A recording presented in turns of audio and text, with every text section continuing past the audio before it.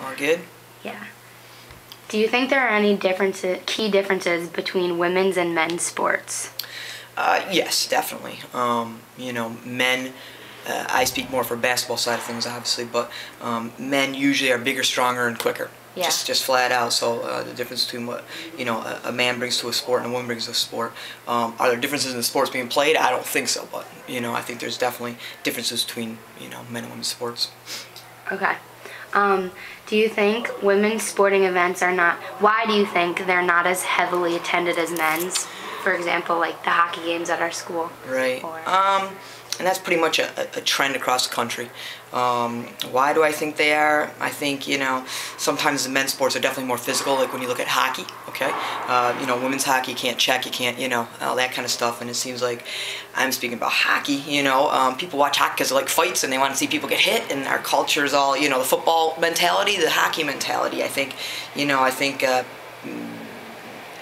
sporting events seem to be more attended by men, and men tend to like the more physical part of things. Where a women's game, especially like basketball, and I think hockey as well, are sports that are more, they're played below the rim for us, basketball, and women's hockey is played without contact overall, and it's more of a finesse game, more of a, a technical game, more of the skill level. Not that guys don't have skill, obviously, but the physical side is, I think, what attracts a men's crowd anyway, more often. Okay, so we'll move on to one of the next ones. Do you think there should be a difference? Do you think there should be a difference when training a women's team as opposed to training a men's team?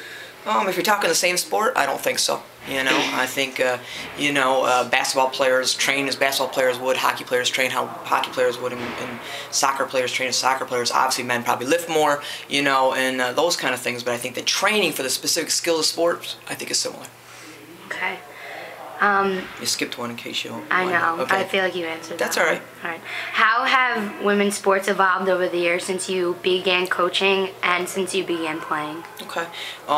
They've definitely evolved, and like I said, basketball is definitely more my expertise. So there's so many more opportunities for women, for girls, to be involved. When I was a high school athlete and college athlete, basically there was Empire State Games in New York. We didn't have all the AAU and all the different college showcase kind of things. So definitely the opportunity to play more and to play with, especially if you come from a small school, small high school. Sometimes you don't have a lot of opportunities, but AAU opens that up. College showcases open it up. You can go play with better players, so there's definitely more exposure. There's definitely more opportunity to play.